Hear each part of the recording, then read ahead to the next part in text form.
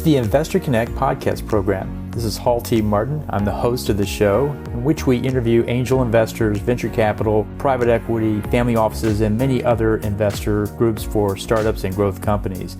I hope you enjoyed this episode. Thank you for joining us.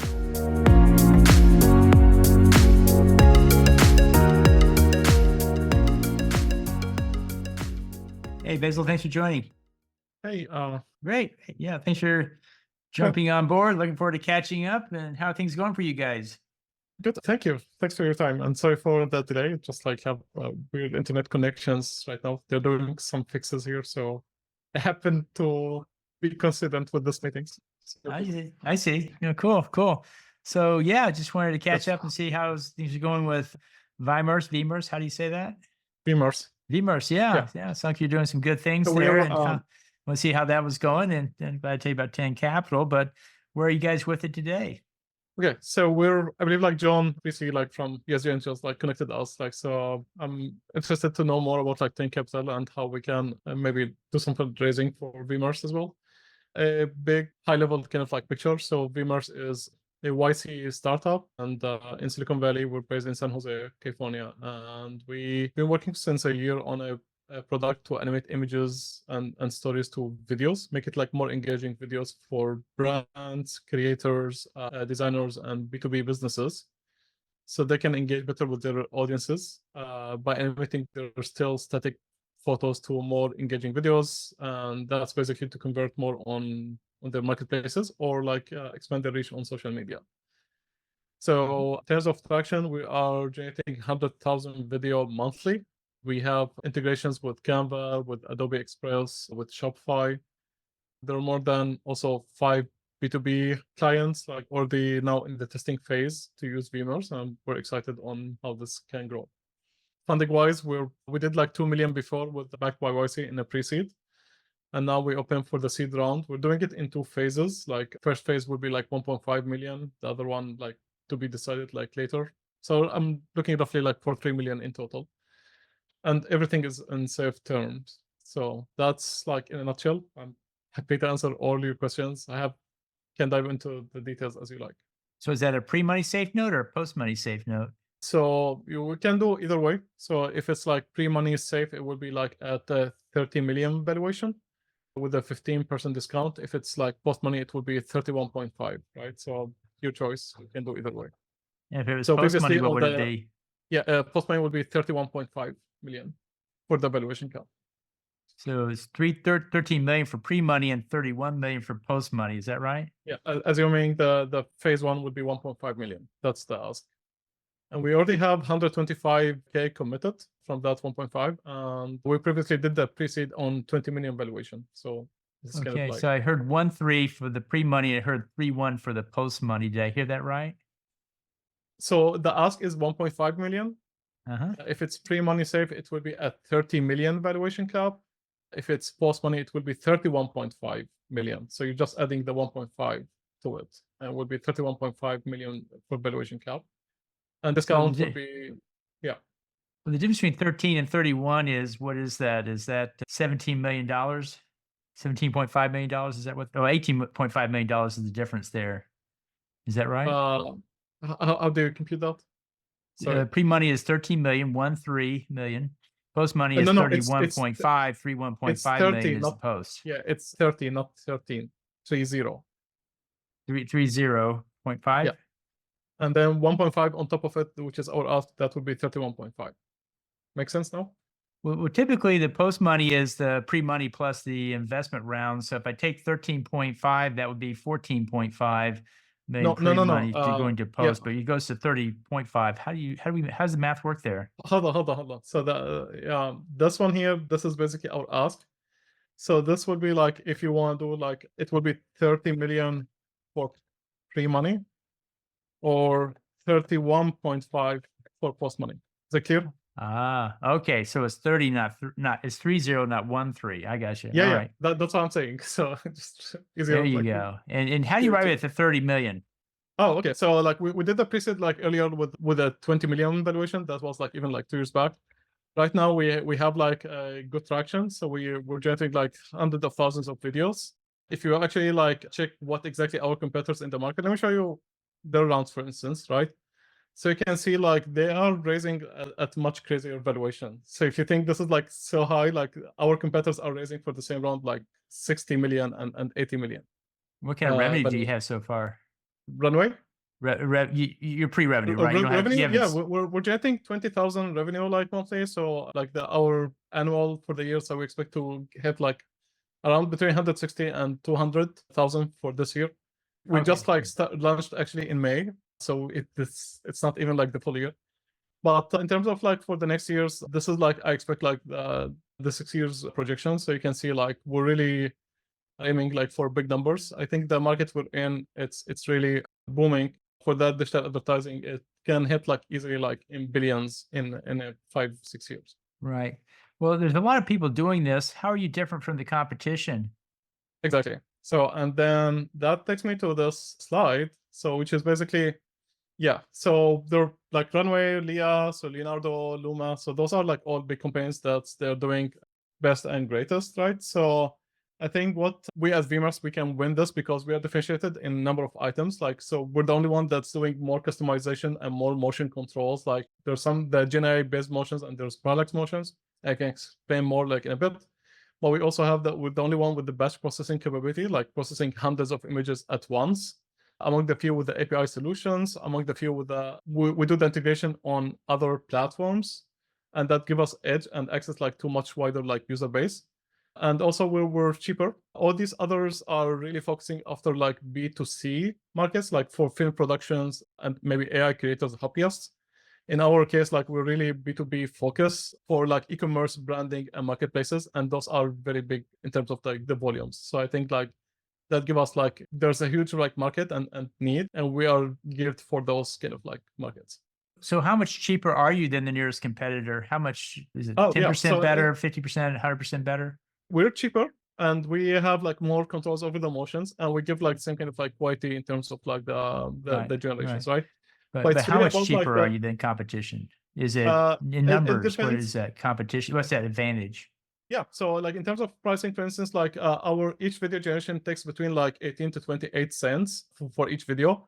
Like our competitors, it depends also on the motion. Some of them are really going like between 20 to 40 to $1 even. So that's kind of like its range depending on the how length the video and how much compute like you have. But we are the cheapest solution on scale. If you are generating like so many videos, that would be the cheapest. And we also have this like more strong like API and also more like batch processing capability, right? So if imagine yourself like marketplace with thousands and thousands of listings, all of them are just like images. Like we can transfer your entire catalog like in just like matter of like few hours. All right. So it looks like you're about 50% cheaper. You're about half the cost.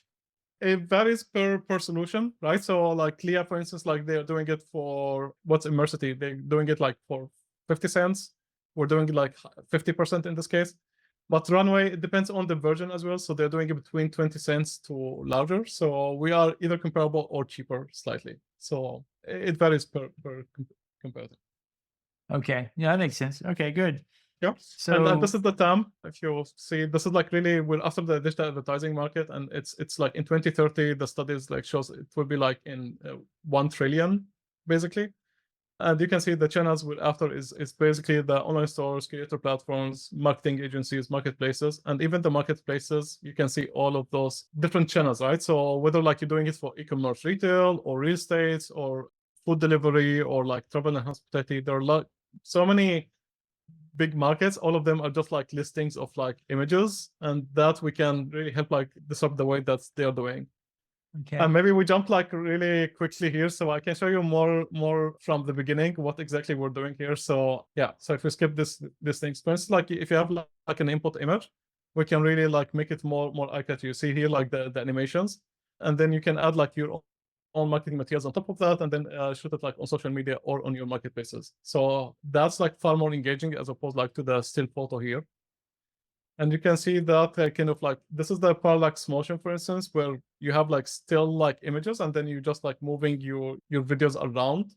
So you get like it's more deterministic in nature. And then there's this like AI motion, which is basically more dynamic. So You can see things like falling, for instance, here for the Cheetos, or like more liquids moving, or the burger kind of like rotating all over, right? So you can see like this can be also useful for restaurants.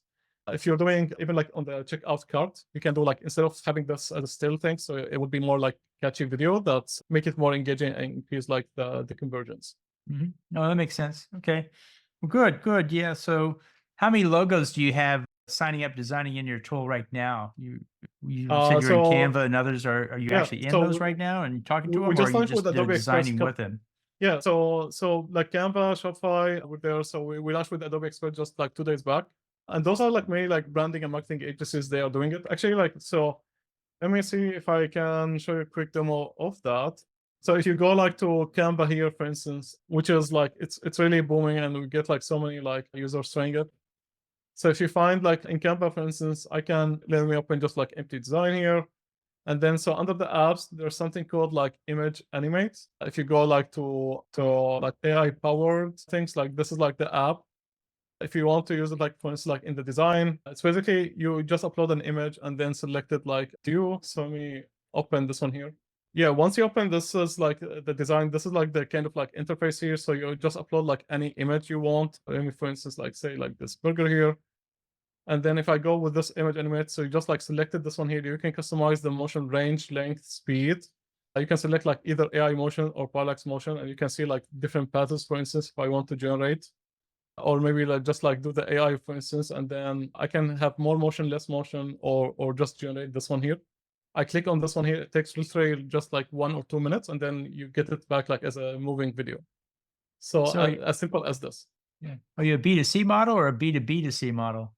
B2B2C. We work like through making this available, and actually the go-to market whole. So what we're doing here is actually we integrate with these like large platforms, and that give us access to a much wider like user base, build awareness, help us like collect more relevant data for our own training and improvements of AI models, and also brings tons of traffic for our like website, right? So it's kind of happening all for free without like wasting money on marketing, and it's all organic. At the same time, it's really help us like, because other competitors, they are not there, like, so they are not on Canva, they are not on Adobe, they're not there, right? So we're kind of like the only options for thousands or millions of like users there, like if they want to animate or generate like these kind of like motion videos. So yeah, B2B2C is much preferable to B2C. The cost of sales and marketing Exactly. is much less with that, and you get access to existing networks versus having to build it from scratch. And Yeah. so, which of these groups have you had discussions with, like Canva and others, that say, "Yeah, we're interested in designing it in, and they're testing it now"? Yeah, and it's actually being growth like since like May, like in with Canva, like we're generating bulk of like our revenue. It's actually coming like from Canva users or Canva. Like we started with Canva in hybrid mode. Like Canva was kind of like paying for the incentive credits we have like for available free for their users. And then once their users like hit that kind of cap, like they purchase credit directly from us and continue to use like Vimers, right? So yeah, so we're open, we're experimenting with so many like different like options there. And we continue like to rebase, and whenever like you have like new models like being generated, like for instance, like whether like from Stability or Luma or Leah or these things, like, so if those are available, we can access and serve it to our clients. So we build on top of that. So because every time like in the AI market, there's this like race and there's new models, so we can easily rebase and continue to serve. So we're not really competing in terms of the model itself, but we can really, the way that we're offering to the clients, it's what will give us like differentiation and edge on top of others, right? And you can see, for instance, I just like generated this video here.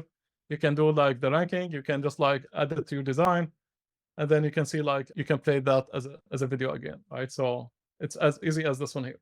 No, that makes sense. Yeah, that sounds cool. So on our side, what we do is we help you raise funding. Your valuation is a little high for our investors, angel groups, VC funds, and family offices are looking for something a little bit earlier. But same time, what we do is take your deck out to our network and build a list of interested people, have you pitch online and then in person and then through dinner events. It's $3K a month for a 3-month commitment to go through the program. Yeah, people start with us when they've finished and run out of investors. Have you run out of investors, or are you still talking to people?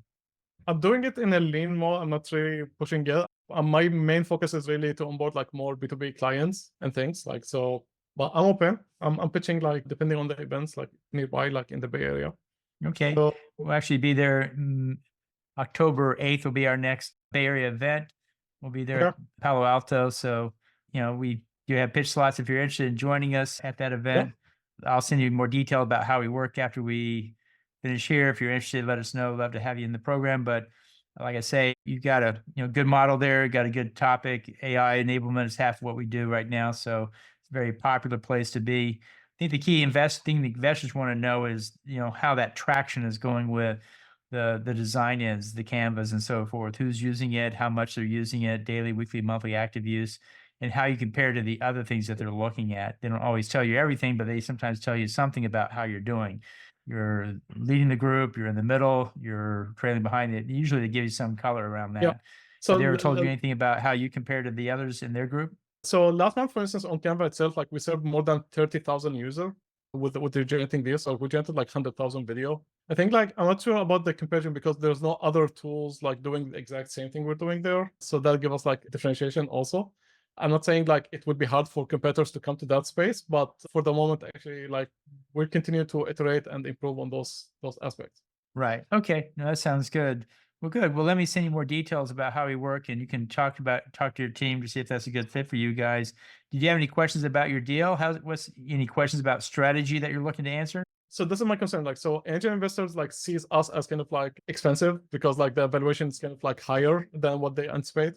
But at the same time, like we're really in a market that's very hot, and my competitors are rating at much crazier like amounts. So the thing is like for people familiar with the market, they can see it like very clearly. Would be a great deal.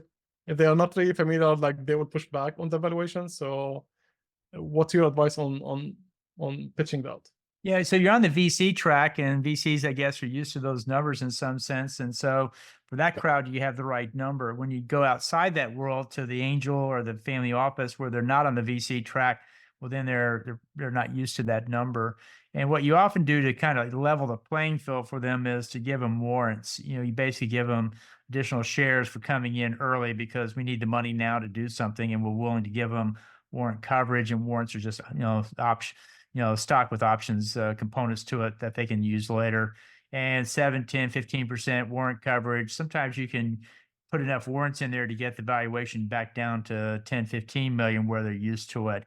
And for the right investors at the right time, usually it's time-based. If you come in this month, I'll give you warrants. Come in 3 months from now, I'm not going to give you any warrants because they're missing the window. I need the money now. So that's where warrants really come in handy, is use warrants to get specific people into the deal when they're doing something for you. And investing in a certain time frame can be that. If they're giving you connection to other investors, that's another reason to give out warrants. But it's not just free money, it's money for a certain reason. And your valuation stays the same. They're just going to get more shares to get to the valuation that they're going to be comfortable with. But when we say the warrants, like, isn't that like same as the discount? So when we say like, for instance, like the discount or the valuation cap, like, so it works either way, right? Well, you're at heart, you're diluting yourself by giving out warrants and so forth, because those warrants should typically come out of the founder's shares. And like I say, in certain situations, the right 100K at the right time can really make the difference in closing a sale or getting a product out or whatever. It's not for everyday use. It's for once in a while when we really need to get something done, we'll do that, because you are diluting yourself. And that's the key thing with warrants is it's not free money. It's money that's going out the door. But for the right thing, it is strategically useful in some cases. And like I say, right now, it's kind of tough with the VCs. They're just not investing like they were a couple of years ago, but angels and family offices still are. And so a lot of people are shifting in that direction for right now. But once that valuation is up there to 30, most angel groups aren't taking you. And a lot of angels have some heartburn about that. So if you can get it back down to 15, well, now that becomes another option for you to consider. It would be like much lower than our pre-seed. Actually, we did the pre-seed with 20 million, so that would be like down. I don't want to go in that direction.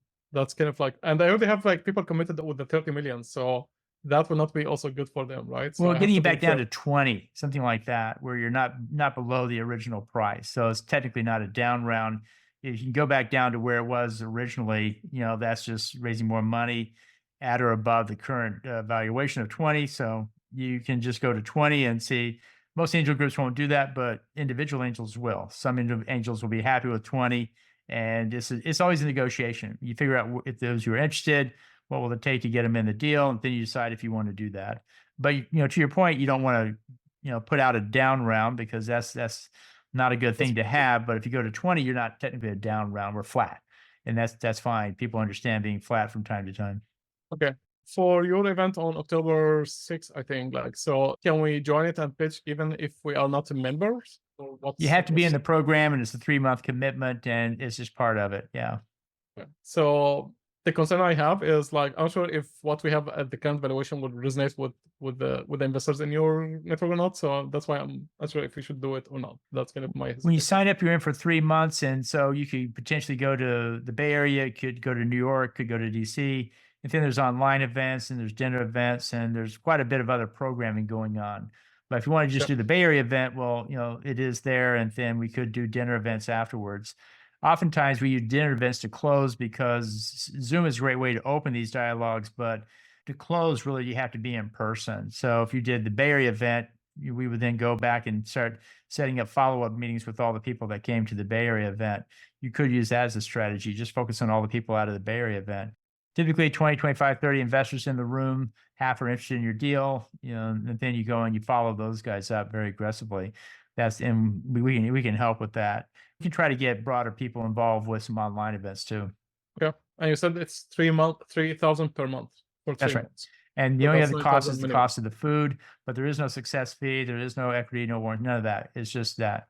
Okay, well, we'll keep in mind. So maybe I'll see like other things, and maybe we'll let you know later. So right now Okay. I'm trying to build like more traction, even like about like more B2B clients. So the valuation is justified. I don't want to reduce the valuation. I want people to know it's really something promising.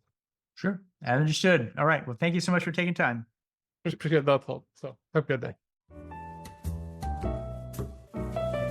Investor Connect helps investors interested in startup funding. In this podcast series, experienced investors share their experience and advice. You can learn more at investorconnect.org.